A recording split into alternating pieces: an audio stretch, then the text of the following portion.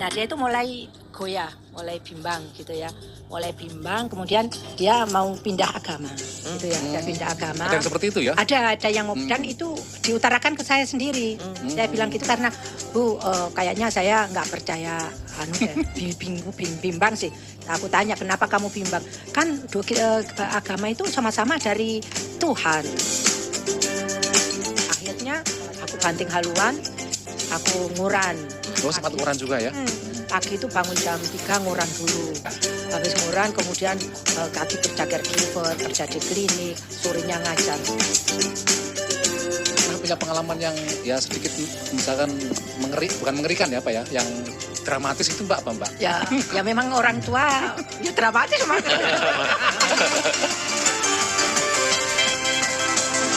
Anda mengikuti program Ketika Hidup Diperjuangkan bersama saya Alam Burhanan. Dan saya Supriyono, dan bagaimana kabar Anda semua? Selama bulan puasa ini mudah-mudahan tetap semangat ya. Lancar. Ya memang komunitas muslim di sini hanya 1% ya di Amerika ini. Dan jadi kira-kira berapa itu? Sekitar 3 sampai ya, 4 juta lah ya? Ya, sekitar itu. Dan bagaimana Mbak melihat komunitas muslim Indonesia lah di area sini bagaimana? Ya, saya kebetulan tinggalnya di Downtown ya, di dekat ibu kota. Jadi banyak orang muslimnya, terutama orang Indonesia yang di sini banyak ngumpul, dan ada masjid Indonesia juga. Jadi kalau bulan puasa itu kita seperti di Indonesia aja suasananya ya. Rame Karena gitu ya? Iya, rame. Ada tarweh, ada buka puasa di situ. Buka puasa bersama juga ada iftar, kemudian terawih, kemudian kalau 10 hari terakhir itu kita ada tahajud bareng-bareng di situ. Jadi kajian subuh juga ada. Kajian subuh, kemudian kita buka bersama juga ada kalau 10 hari terakhir itu. Jadi suasananya lebih hikmat di sini. Iya. Nah, Ibu Siti salah satu yang mencoba membantu keluarga, terutama anak-anak misalnya ini untuk membaca Al-Quran gitu. Nah, tantangannya itu gimana itu? Ya, memang di sini tuh anak-anak itu kan kritis-kritis ya. Jadi banyak tantangan. Nah, karena menurut pengalaman saya ngajar mulai tahun 90 itu pertama dulu saya cuma ngajar Al-Qur'annya aja, tanpa artinya, tanpa ini. Nah, setelah murid saya itu lulus ya, debat di SMA. Nah, dia itu mulai goyah, mulai bimbang gitu ya. Mulai bimbang, kemudian dia mau pindah agama gitu ya, dan pindah agama. Ada yang seperti itu ya? Ada yang mau, dan itu diutarakan ke saya sendiri. Saya bilang gitu karena Bu, kayaknya saya nggak percaya bimbang sih. Nah, aku tanya kenapa kamu bimbang? Kan agama itu sama-sama dari Tuhan. Jewish dari Tuhan, Bu Siti bilang dari Tuhan. Kemudian Kristen juga dari Tuhan, Islam juga dari Tuhan.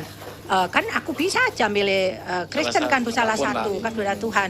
Nah, itu aku mulai aduh ini berarti aku teknik salah mengajar ya, kok kenapa dia merasa bimbang. Nah, itu merupakan tantangan bagi saya untuk gimana caranya anak-anak ini belajar tapi tetap punya prinsip dalam keadaan apapun, terutama di Amerika yang sering debat sama teman-temannya yang non muslim gitu. Terus akhirnya semenjak anak-anak itu ada yang keluhan ke saya gitu, akhirnya saya pakai sama artinya akhirnya. Nah, dari baca Al-Qur'an satu ayat saya artikan, kemudian saya terangkan. Satu ayat saya terangkan. Nah, dari situ dia akhirnya tahu, oh ini tuh ada ternyata di Al-Qur'an. Nah, untuk sebagai supportnya aku bukakan hadisnya. Akhirnya sekarang dia makin berpikir gitu ya, kalau oh ini tuh semuanya dari Allah, dilarang itu Allah yang melarang. Jadi dia kalau misalkan debat sama temennya atau orang tua yang salah gitu, dia tahu. Jadi bilangnya bukan Bu Siti lagi tapi Al-Qur'an. Ya Al-Qur'an boleh, tak boleh itu. Jadi dia bisa membedakan ini dari Al-Qur'an, ini dari hadis. Ya memang tantangan bagi gurunya sih harus sering membaca. Betul. Jadi anak-anak di sini kan referensinya harus kuat, harus ada. Gitu ya. Di situ juga mereka lihat kok jadi muslim susah ya. harus sholat 5 kali, kemudian puasa 1 bulan, banyak larangan ini itu. Jadi itu keluhan juga dari keluhan. Jadi mereka kan kalau Kristen kan cuma 1 kali Bu di gereja. Kenapa kita nggak boleh? Kan itu juga dari Tuhan. Semua agama kan tujuannya sama Tuhan. Nah, itu mereka udah jadi harus pengetahuan itu secara akal, secara secara Al-Quran referenku harus benar-benar kuat anak sini itu. Jadi pendekatannya Mbak Siti tidak hanya sekedar kemudian hanya membaca Al-Quran, tapi kemudian juga dengan tafsir, ada kaji isinya. Itulah kemudian mereka kemudian bisa ngerti ya, bisa mengerti. Bisa Nah di ya. situ akhirnya dia tahu kalau ini tuh bukan Bu Siti yang ngajarin, tapi memang ada di dalam Al-Quran. Oh ini strong, nggak bolehnya karena ada di Al-Quran. Oh ini nggak bolehnya ada di hadis gitu, mereka ngerti. Yeah. Jadi setiap kali problem gitu harus ada referensinya Quran dan hadis gitu baru. Jadi kalau yang nggak ada Quran dan hadis itu, terus siapa yang buat itu haram? Siapa yang buat halal, Bu? Yeah. Itu selalu gitu. Kalau argue sampai titik pertemuan menjawabnya yang make sense, yang masuk akal. Betul, Karena di sini di sekolah memang diajarkan untuk berargumentasi kan gurunya ya. Jadi memang ketika menghadapi guru ngaji juga dikeluarkan lah jurus-jurus berargumentasi itu kan. Iya. Betul. Muridnya itu range umurnya dari berapa sampai berapa Mbak di sini Mbak? Umurnya itu pokoknya udah mulai balik itu. Pokoknya 1 ya kalau belum umur Nah, si di balita bawah. belum lah, masih di bawah umur 5 tahun. 5 tahun saya enggak mau. Enggak, ya? Jadi sekitar umur 9 tahun, 8 tahun udah tak terima. Sampai umur ada yang 70. Oh, itu ada juga. Ada juga. Dan kemudian tantangan-tantangan apa lagi nih? Kadang-kadang kan di sini yang sangat sehari-hari, terutama bagi anak-anak remaja dan sebagainya itu masalah anjing juga. Anjing kan misalnya, kenapa kita sebaiknya tidak memelihara anjing di rumah dan sebagainya. Itu lihat semua tetangga-tetangga kita punya anjing. Semacam itu sering dihadapi. Iya ada juga, termasuk ada yang keluarga saya ada yang tanya gitu juga yang di sini. Kan ada familinya yang non Muslim. Nah gitu kadang dia dekat kan nggak apa-apa nanti bisa tak cuci gitu kan dia. Aku bilang kamu ya bisa kalau nyuci. Kadang kalau nyucinya kan harus ada persyaratan khusus, ya harus 7 kali. Satunya kamu bisa nggak nyuci itu? Sanggup nggak setiap saat kamu nyuci kalau kena air liurnya anjing? Aku bilang gitu. Gimana kalau kena kulitnya aja? Kadang masih mencari-cari apa ya? Kelemahannya gitu. Jadi itu yang boleh, kata Bu Siti boleh gitu mereka. Nah aku bilang, lah itu kamu kan nggak tahu di situ tadi tempatnya liur apa enggak. Aku bilang, jadi untuk lebih amannya kamu mendingan menghindar. Tapi kalau memang emergency, no choice nggak ada ya kamu make sure cara nyucinya benar. Aku bilang gitu. Nah, baru dia bisa make sense. Tapi kalau nggak boleh itu anak ini susah. Susah ya. Karena hitam putih nggak boleh dilarang, susah ya. Dia bilang, why itu so hard is a Muslim? To be Muslim, iya. Kenapa kok susah jadi Muslim itu, kok ini nggak boleh, itu nggak boleh, makan babi nggak boleh, itu nggak boleh gitu. Jadi harus ngasih alasan yang masuk akal. Masuk gitu. akal. Terus misalnya masalah puasa, anak-anak itu kadang-kadang protes nggak? Kalau puasa malah seneng dia. Seneng ya? Seneng. Anak-anak seneng. Kebanyakan sampai sebulan penuh ya. Tidak hanya pembukaan sama penutupan aja ya. Enggak. Puasa kalau puasa apalagi anak-anak teenageriku karena seperti diet katanya. Seperti diet yellow sweet itu seneng. Malah seneng ya, itu kesempatan untuk diet sekalian untuk beribadah gitu ya. Iya, sekalian beribadah jadi dia seneng. Kalau cuma dia nggak suka sahur, dia nggak suka. Sahurnya nggak skip suka. biasanya nggak seneng gitu atau hanya sekedar minum atau mungkin makanan kecil ya, gitu. Karena dia kan paginya harus sekolah. Jadi dia kalau bangun gitu kadang di sekolahan ngantuk, kadang ini. Tapi kalau guru ngajinya itu Mbak Siti sekarang berapa muridnya sekarang secara total itu? Sekarang itu ibu-ibu sekitar 30. Ibu-ibu 30. Anak-anak sekitar 60. Nah itu pengaturannya gimana? Apakah datang ke rumah sini atau ada lewat online atau bergilir di satu tempat ke tempat yang lain, Mbak? Kalau dulu sebelum ada COVID itu ada yang datang ke rumah saya. Setelah COVID ini pakai Zoom. Jadi more convenience. Iya, memang bagi anak-anak juga lebih enak ya, sekarang. Dan orang tua ngantarnya juga enak dan jangkauannya lebih jauh. Jadi dari COVID juga untuk urusan ngaji positif ya. Ada anak-anak juga ini. Ada segi negatifnya, ada segi positifnya juga. Anak-anak juga senang kalau COVID ini pas Zoom gitu. Dimatiin kameranya dia main. Tapi aku nggak salah cerdik sama anak-anak. Kalau setiap kali dimatikan, aku telepon orang tuanya. Langsung dinaikkan karena dia nggak berani. Karena aku langsung orang tuanya tak telepon. Oh jadi Mbak Siti sudah punya teknik bagaimana kalau ada orang yang matikan kamera gitu ya? Iya. Jadi kalau matikan kamera gitu, ada yang Bu Siti kamera aku rusak.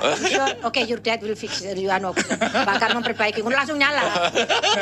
Mbak Siti ini memang dikenal disiplin lah, bahkan strict. Jadi terkenal di kalangan anak ibunya anak-anak di sini itu memang wah Mbak Siti itu memang strict. Jadi kalau kamu jadi muridnya harus benar-benar tahu konsekuensinya, gitu Mbak ya.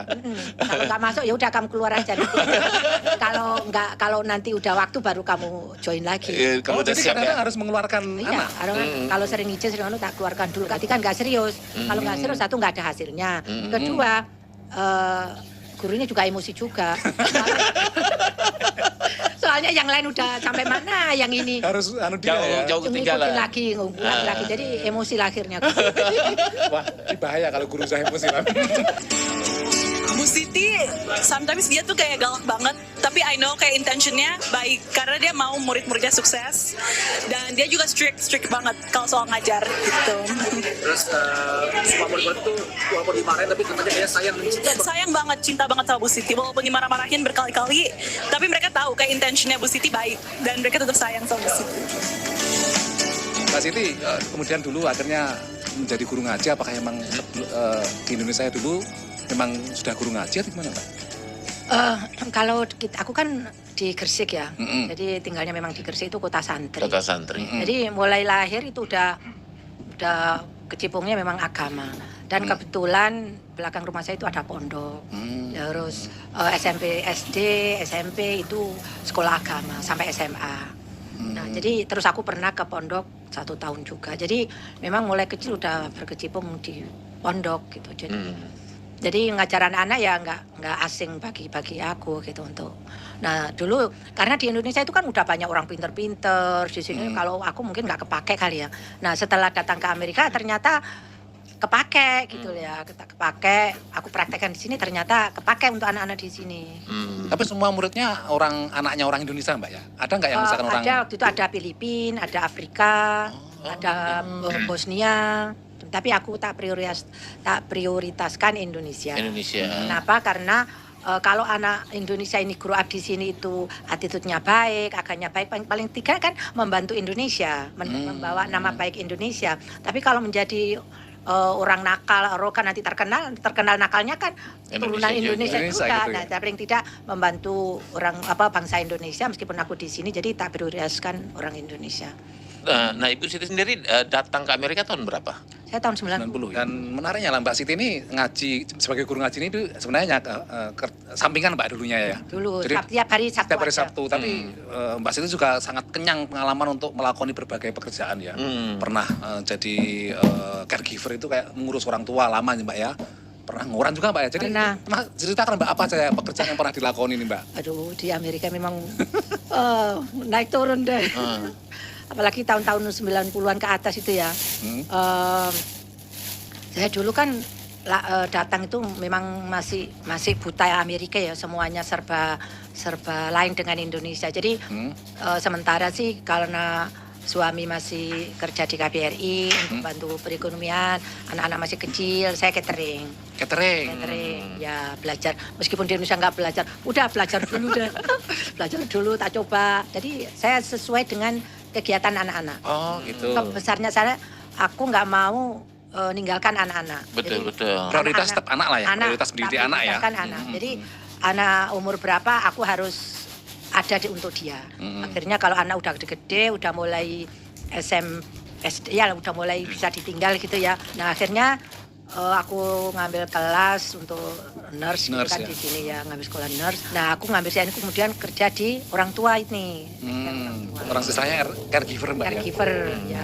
Itu berapa orang tua yang pernah dirawat atau diasuh nih Mbak Siti ini? Aku sih pernah waktu di agensi, aku pernah sama agensi itu ya ganti-ganti waktu di agensi, tergantung agensinya mau dikirim kemana. Pernah punya pengalaman yang ya sedikit misalkan bukan mengerikan ya Pak ya, yang dramatis itu Mbak apa Mbak? Ya memang orang tua ya dramatis semua. Bisa misalnya seperti apa Mbak? Ya mungkin misalkan kan aku pernah ngurusin pasien ini orang tua nih, tua laki-laki bekas dosen tuh. Nah di situ kalau bangun tidur itu ya maaf ya, orang laki-laki kan biasanya berdiri tuh kalau pagi tuh, imronnya itu. imronnya ini. Nah itu ngajak-ngajak, kemana kami sih, we are sleep first katanya gitu. Oke, kamu mandi aja dulu. Aku bilang gitu. Nanti udah bersih, baru aku mau. Kalau udah mandi, udah bersih kan, udah enak, nah ngantuk. Udah lupa dia. Udah kalau udah gitu, kalau nggak bisa mbojok, kadang dia stubborn juga itu. Oh gitu ya. Nenek kakek itu stubborn. Jadi harus kita punya trik-trik yang dia itu seneng gitu. Jadi nggak gampang ya, seperti anak kecil aja Mbak ya. Seperti anak kecil. Melebihi anak kecil bahkan mungkin Iya, ya. anak kecil. Itu kalau makan di meja gitu ya, gitu kadang punya teman diambil dihabisin. Oh gitu. Nakal juga banyak nakal ya. Bertengkar gitu sama Itu berapa lama Mbak Siti menjalani sebagai ini caregiver? Saya mungkin sekitar 20 tahun. 20 tahun, 20 tahun. Karena apa? Karena aku udah sayang sama mereka, sayang banget sama aku gitu loh. Jadi nggak tega, jadi kerjanya pakai hati. Pakai hati ya. Jadi nggak tega mau tak tinggal itu. Jadi dia udah sayang sama aku.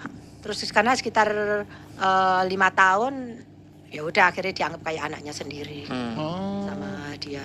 Jadi dengan yang terakhirnya berapa lama itu Mbak? 13 tahun. Sampai meninggalnya umur berapa dia? Umur 103. 103? 100. Umur ya. Nah, malah pasienku yang terakhir itu, yang aku take care itu dia kepingin masuk Islam. Dia Yahudi ya? Yahudi ya? Dia yang orang mana itu Eropa yang Eropa. Holocaust itu, Yahudi ya. Yahudi itu pengen masuk Islam karena kok baik gitu loh, ajarannya kok baik, bisa nggak kamu ngajarin aku? Gitu selalu gitu. Kadang tak ajak ke masjid juga. Oh ya? Masjid juga? Indonesia. Ajak masjid duduk aja kalau aku ngapain ada muhadharah apa gitu duduk aja duduk. Kadang dia nurut aja. Soalnya kan memang udah depend sama aku banget. Please, jangan ditinggalkan aku. Aku tahu kamu bisa banyak orang suka kamu untuk kamu diambil, tapi jangan leave me jangan tinggalkan aku. Jadi nggak tega. Setelah 34 tahun hidup di Amerika, pengalaman hidup yang terberat yang dialami selama 34 tahun itu apa di sini? Selama 34 itu waktu ditinggal suami meninggal. Suami meninggal, orang tua meninggal, anak-anak masih sekolah SMA, yang satu kuliah, satu SMA masih punya mortgage. Itu down banget. Mortgage itu bayar rumah, cicilan rumah. Jadi akhirnya aku banting haluan, aku nguran. Sempat nguran juga ya? Pagi itu bangun jam 3 nguran dulu. Habis nguran kemudian kerja caregiver, kerja di klinik, sorenya ngajar. 3 pekerjaan sekaligus ya? 4 itu ya? kerjaan. Dan anak-anak juga kerja di rumah sakit kan, anak-anak kayak ngantar-ngantar makanan. Jadi menarik sekali Mbak ceritanya Mbak Siti ya. Jadi suka dukanya melakoni hidup di Amerika Serikat, berbagai pekerjaan pernah dilakoni. Ya, saya pikir ini penting juga bagi kita semua ya, bahwa memang ya itulah. Hidup itu memang harus diperjuangkan ya. Terus Ya, kita akhiri podcast kita kali ini bersama Mbak Siti Hapsah. Saya Supri